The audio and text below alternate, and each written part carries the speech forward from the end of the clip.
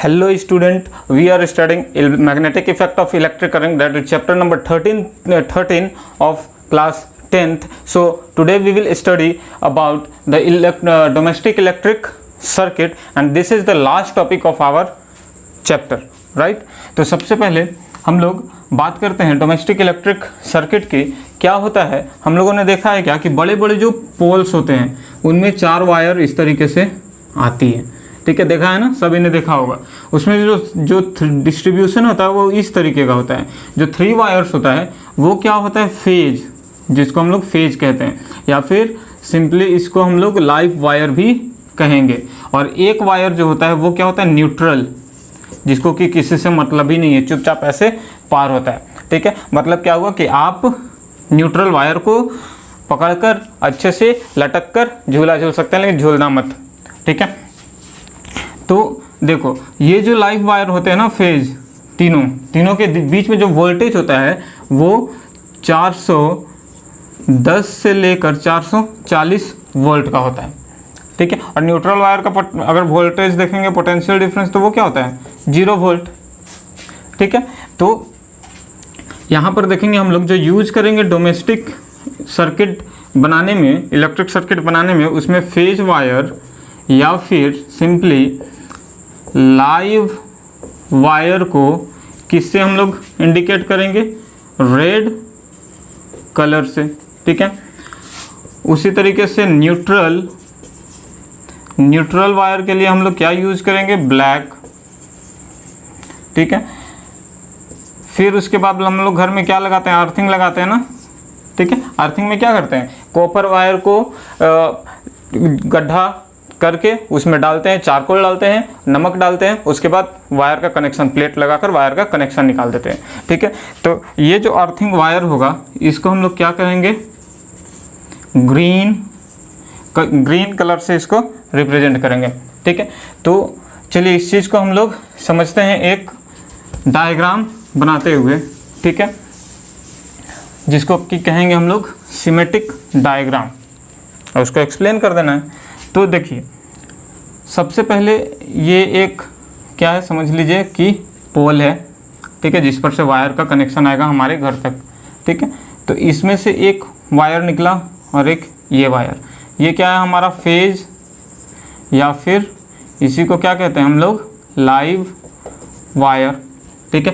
किस कलर का होगा ये, that will be in red colour, right. अब यहाँ से आएगा तो ये क्या,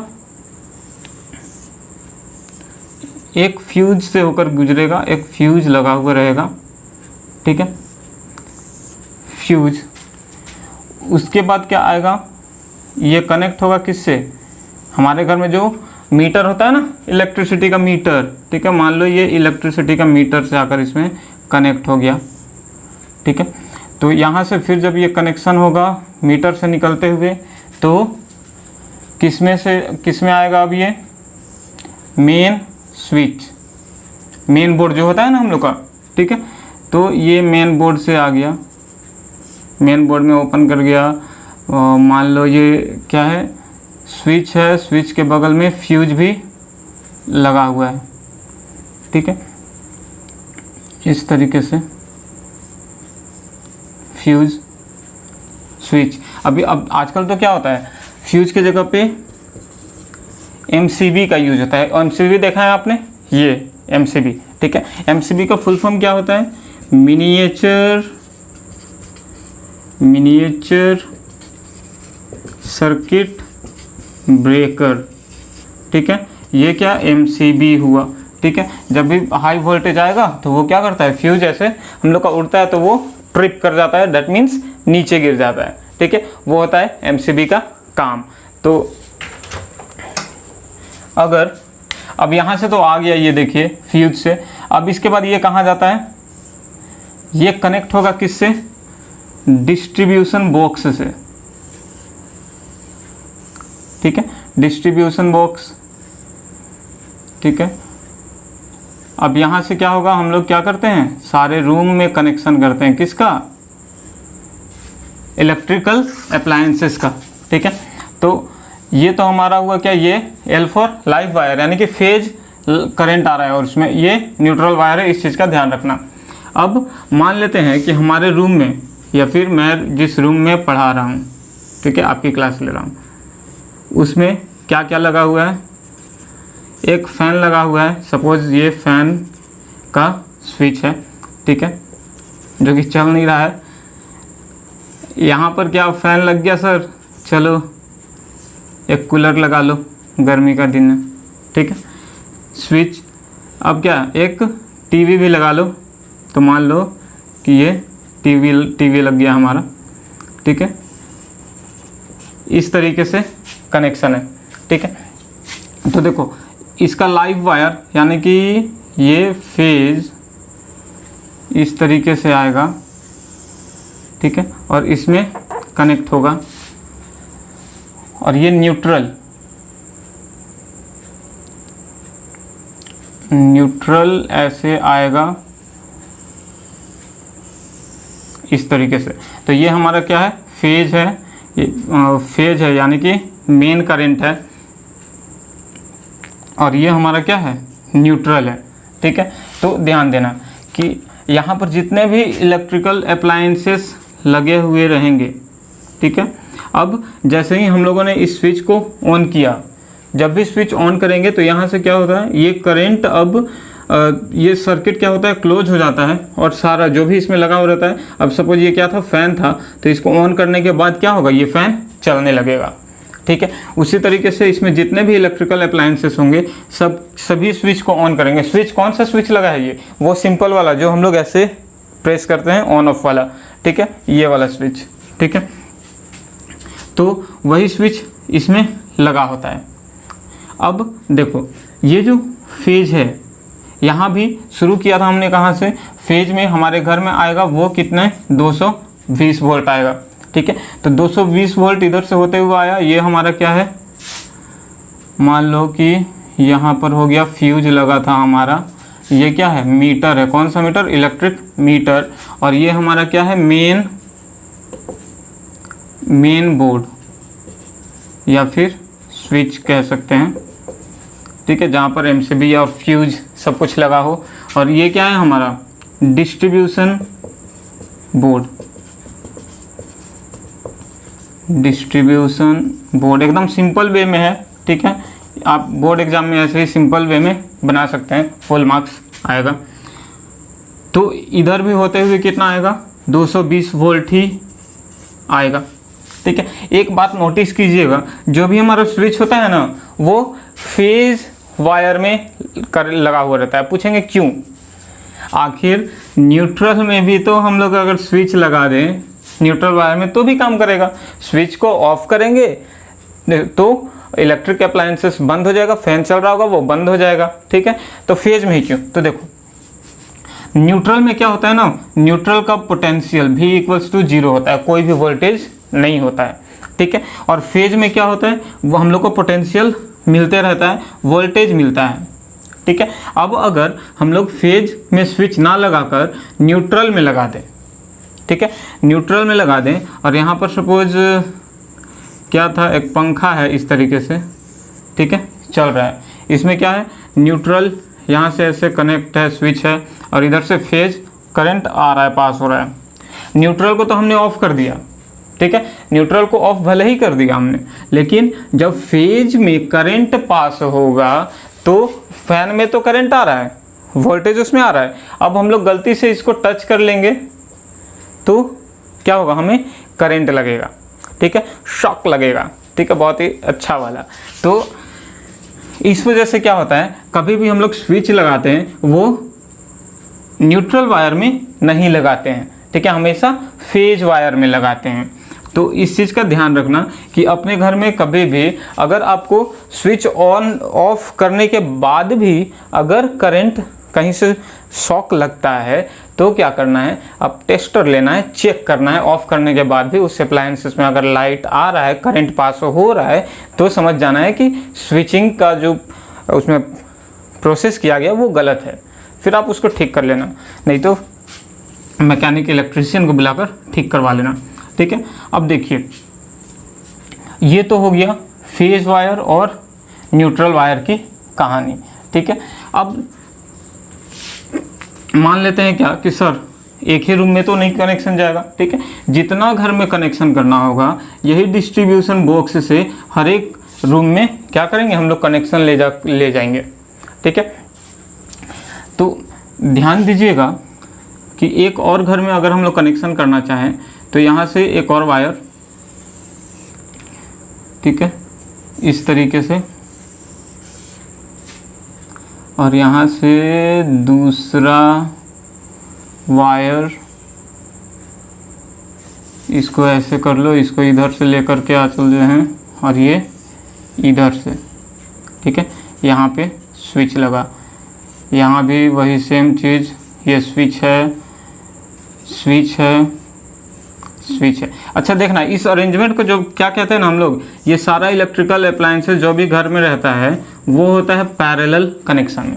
हम लोगों ने पढ़ा था ना पिछले चैप्टर में parallel connection and series collection, तो सॉरी कलेक्शन नहीं, ठीक है।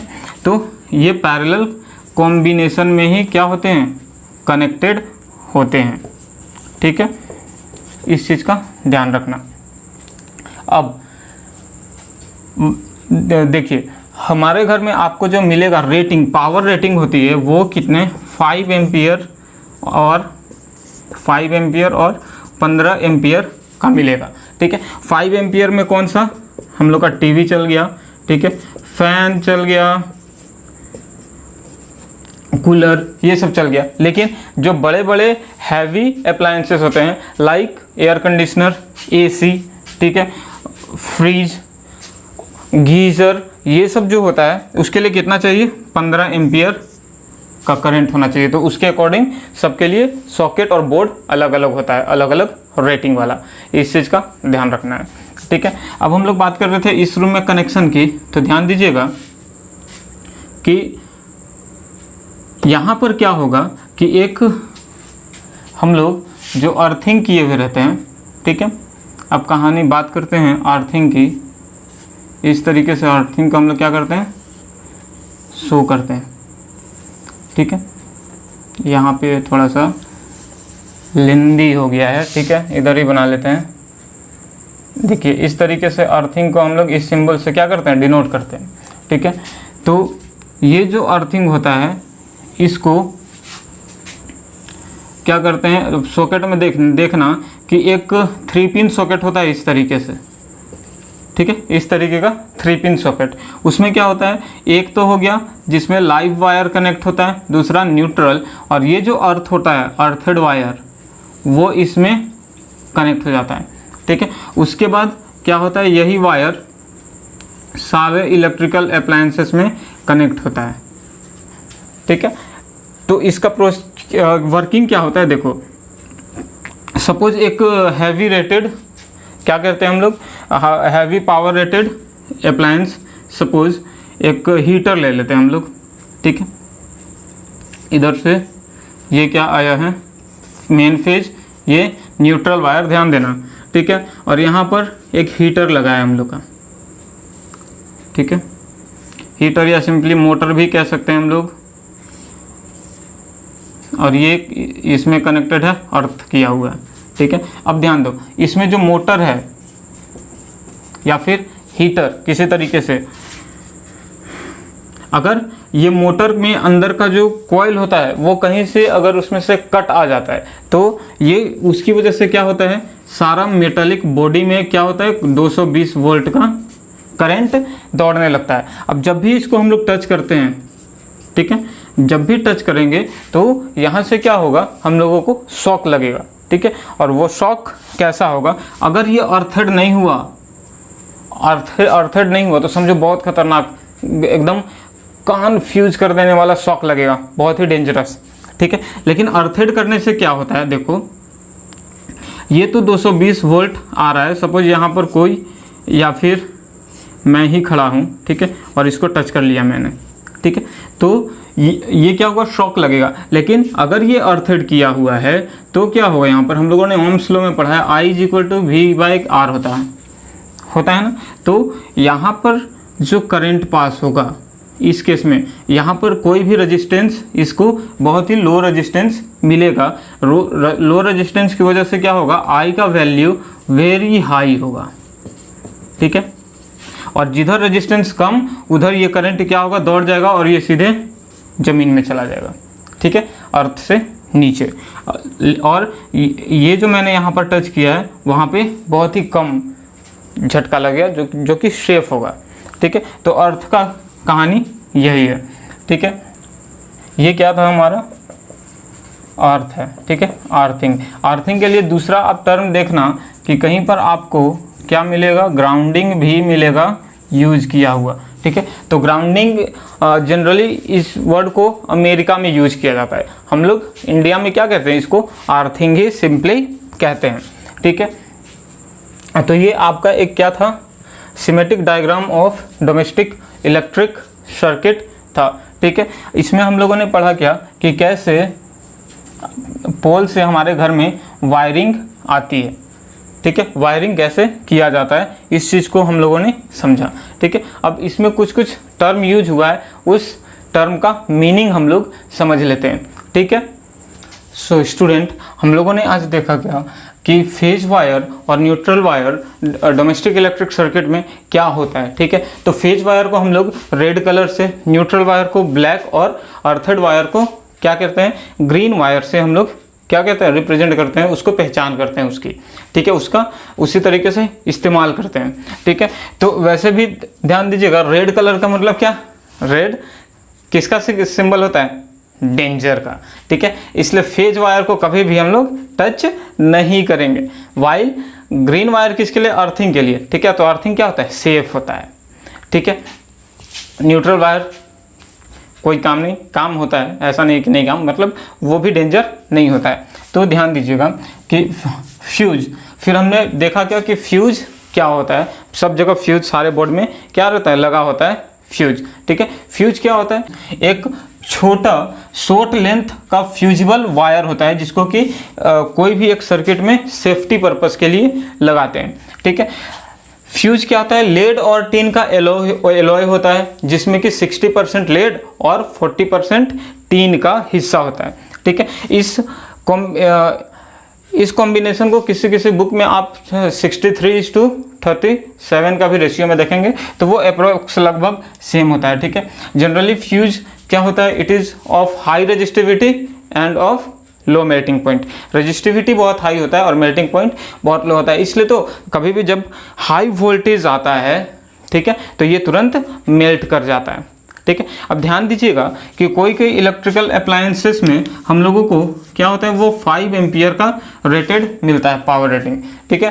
तो ध्यान दीजिएगा कि ये 5 एम्पियर से जब भी अगर करंट, ठीक है, करंट अगर 5 एम्पियर से ज़्यादा इंक्रीज हो जाता है तो ये 5 एम्पियर वाला फ्यूज जहाँ जहाँ होता है वो क्या होता है, उड़ जाता है, ठीक है। अब उसी तरीके से जहाँ पर 15 एम्पियर करंट का अप्लायंस लगा होगा, ठीक है, जैसे गीज़र हो गया, ठीक है, मोटर हो गया, तो उसके लिए 15 एम्पियर। अब इसके यहाँ पर 15 एम्पियर से करंट बढ़ेगा तो 15 एम्पियर वाला फ्यूज उड़ेगा, ठीक है। हम लोग क्या कहते हैं, फ्यूज से परेशान हो जाते हैं कि बार बार फ्यूज क्या हो जा रहा है, उड़ जा रहा है, तो क्या करते हैं, गुस्से में आकर चलो अच्छे से मोटा फ्यूज बांध दो, उसके बाद कभी फ्यूज ही नहीं उड़ेगा, हम लोग को लगाना ही नहीं पड़ेगा। तो उसका समझो कि डिफेक्ट क्या होता है, जब भी 15 एम्पियर मैक्सिमम से करंट पास होने लगेगा, फ्यूज तो उड़ा नहीं, अब करंट बढ़ रहा है, ठीक है, तो वो क्या करेगा ना कि पूरे के पूरे घर की जो वायरिंग होती है सब कुछ जला देगा, ठीक है। 1 रुपए का फ्यूज 10,000 का नुकसान, ठीक है। अब जो चूज करना है आप चूज कर सकते हैं, ठीक है। उसके बाद हम लोगों ने देखा क्या, अर्थिंग, ठीक है। अर्थिंग क्या होता है, तो ये क्या होता है, it is a connection of an electrical appliance to a large conducting body which is suppose to be of 0 potential. मतलब अर्थिंग में क्या करते हैं हम लोग, वायर इलेक्ट्रिकल अप्लायंसेस को ऐसे कंडक्टिंग प्लेट से कनेक्ट करते हैं जिसका कि पोटेंशियल क्या होता है, 0 हो जाता है। 0 मतलब सबसे बड़ी अगर कंडक्टिंग बॉडी हम लोग बोले तो वो क्या है, हमारी अर्थ है, ठीक है। इसलिए इस टर्म को हम लोग अर्थिंग भी कहते हैं। ठीक है, तो ये था प्रोसेस हम लोग का डोमेस्टिक इलेक्ट्रिक सर्किट को अरेंज करने का, उसका सिमेटिक डायग्राम को हम लोग बनाना सीख चुके, उसका कनेक्शन के बारे में जान चुके। ठीक है, इस लेक्चर में इतना ही, बाकी हम लोग करेंगे नेक्स्ट वीडियो में। Till then, thank you.